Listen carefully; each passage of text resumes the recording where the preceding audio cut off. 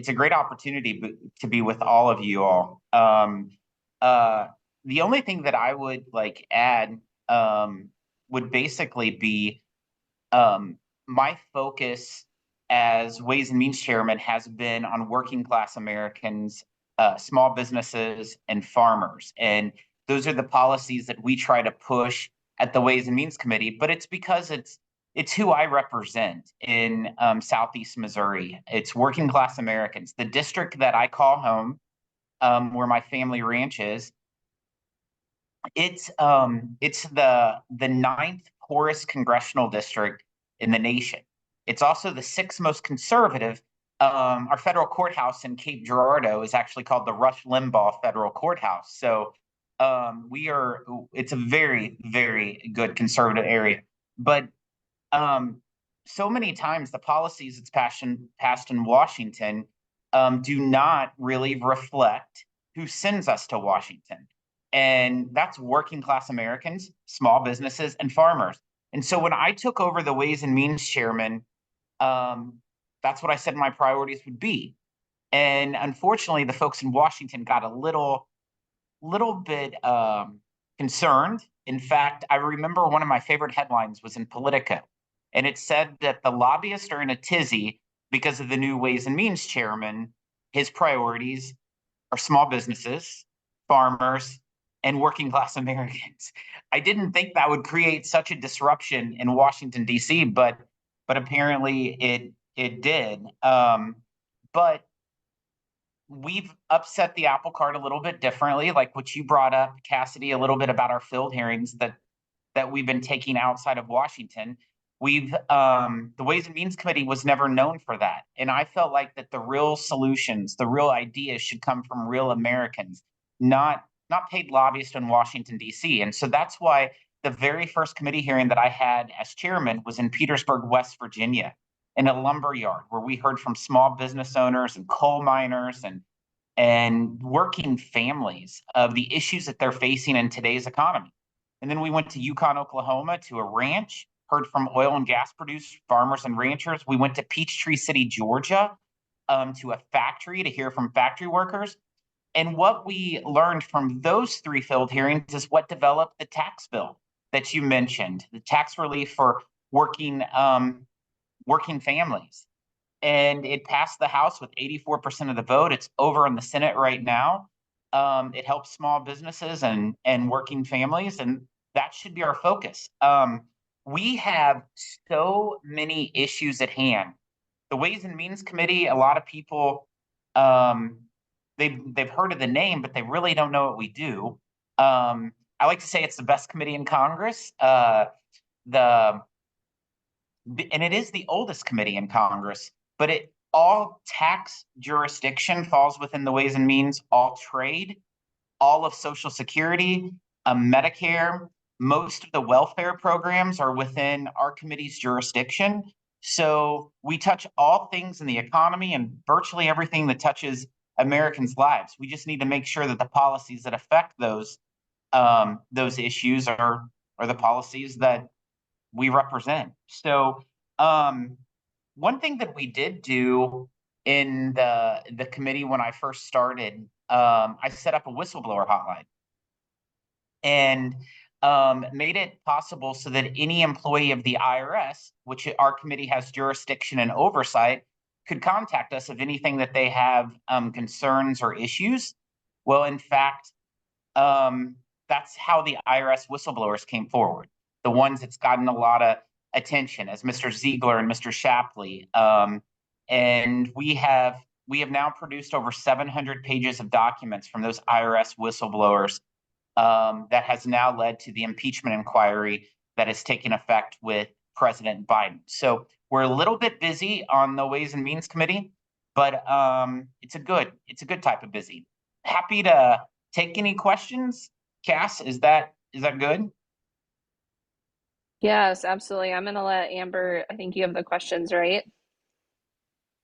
I do. Hello, Jason. I'm Amber. I'm the host of the Virtual Club Coalition calls. So I'm from South Dakota as well. What But part of South Dakota?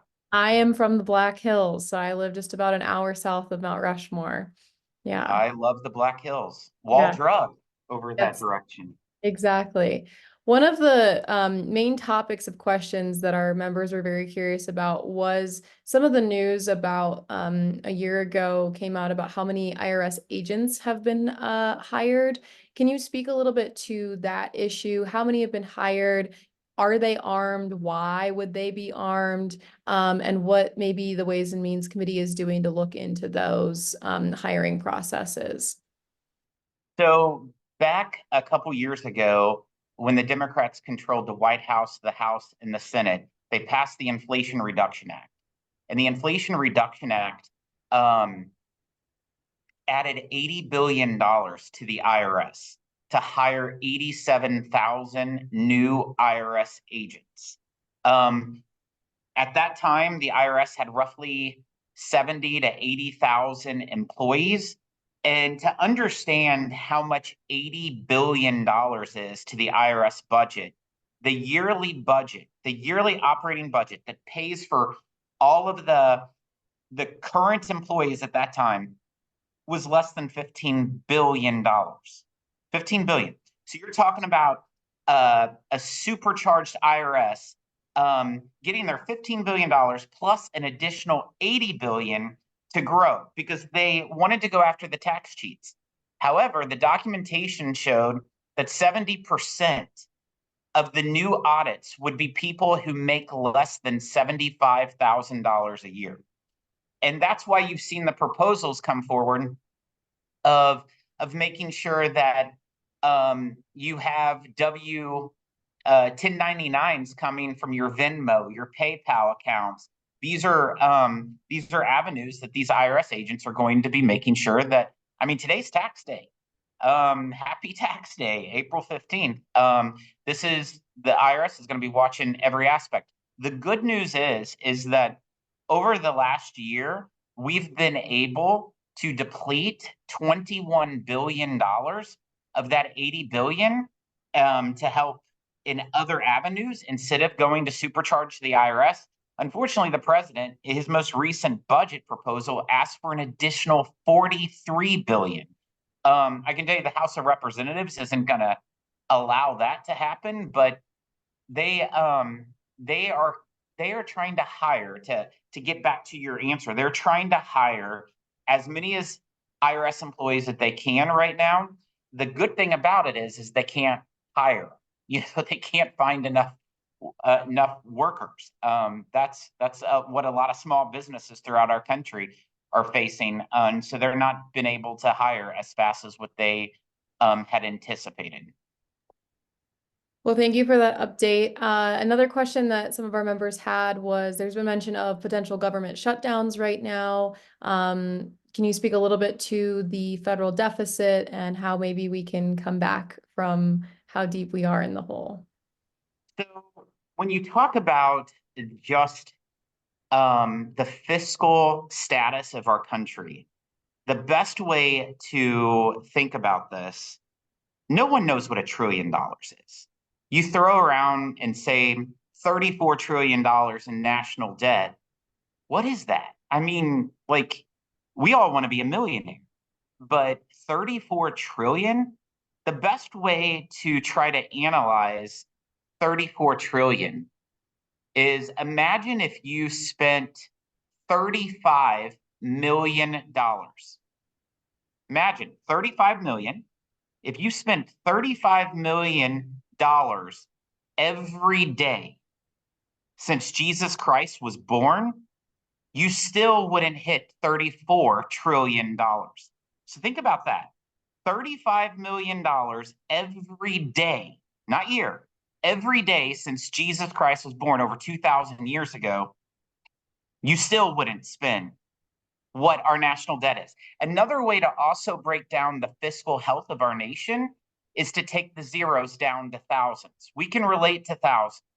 So think about if you make $50,000 a year, but you spend $64,000 a year, and you have $340,000 maxed out on your credit card. That's where we are as a nation. $5 trillion in revenue, $6.4 trillion in expenses, and $34 trillion in debt. Those are the best ways that I like to analyze the fiscal health of the nation. As you can see, it's not a good place. I truly believe the two biggest threats to our nation is one, our debt, and number two is the aggression of China. I think those are the two biggest issues facing our country. Is there any solutions potentially that you can propose that would potentially start to get us out of that situation, or obviously cutting, government spending, but, what is the Ways and Means Committee looking into doing to try to help us out of this trend? Absolutely. There's a lot of things that we can do. One thing that everyone on this call should be very concerned with is at the end of 2025, next year, the end of that year, we'll see an expiration of more than $4 trillion worth of tax increases that will happen from the 2017 Tax Cut and Jobs Act that was passed. It's expiring. Every individual rate will increase. The small business deduction will be eliminated. The death tax, for example, will be slashed more than half. The child tax credit, which is $2,000 a year, will be cut to $1,000 a year. The standard deduction, which is what a lot of people, the majority of Americans use when they file their taxes, that will be cut in half. So from 12,000 to 6,000. These are serious things that will have huge tax ramifications.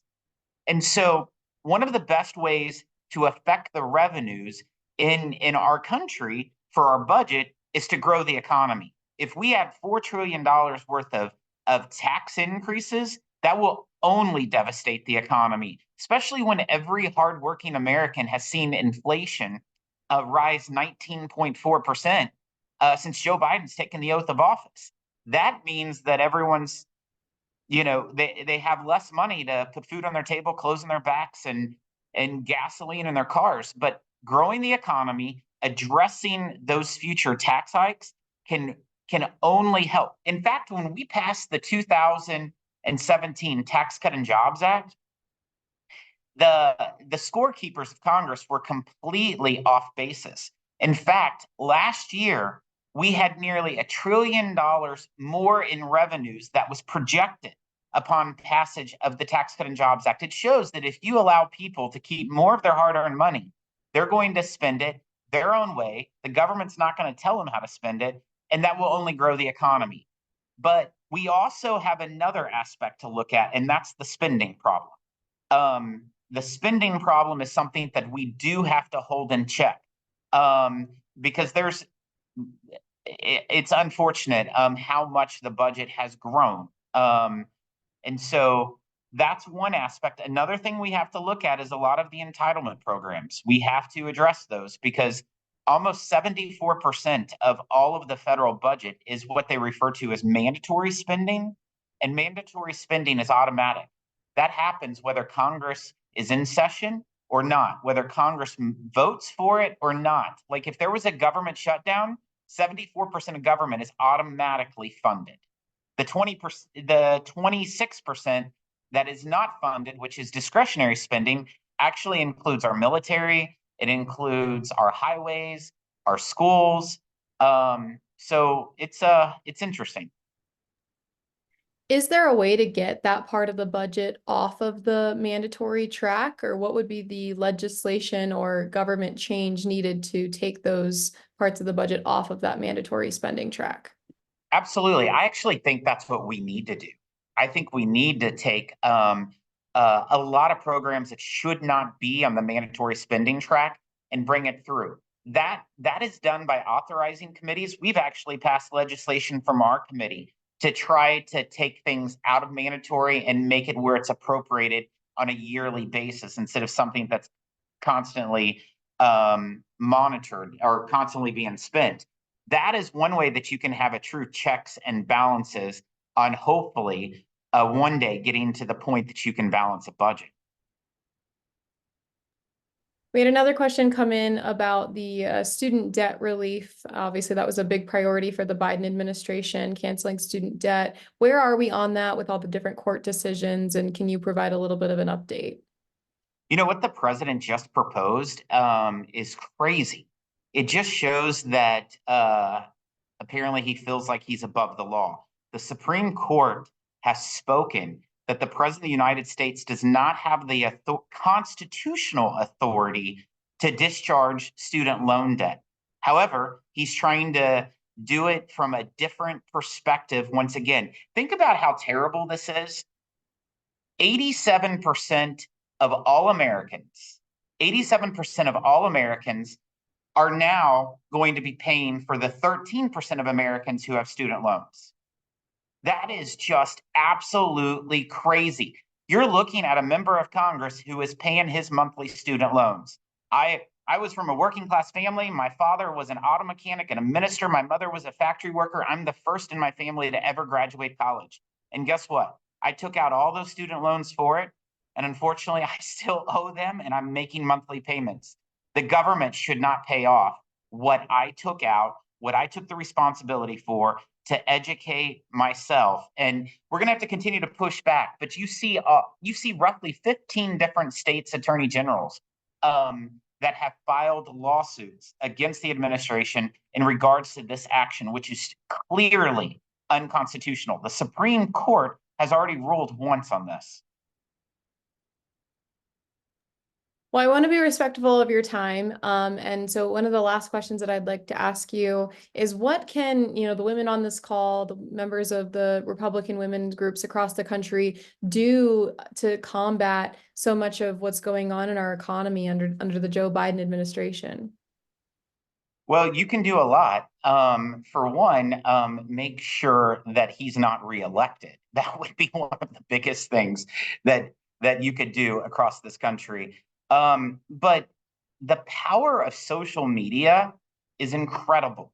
And if you actually break down where we are in this Biden economic crisis right now and explain the fiscal health of our nation in ways that I had just done, breaking it down to thousands and numbers that people understand, I think that is one of the greatest things that you can do. But this election's too important that's coming up. So it doesn't matter what state you're in.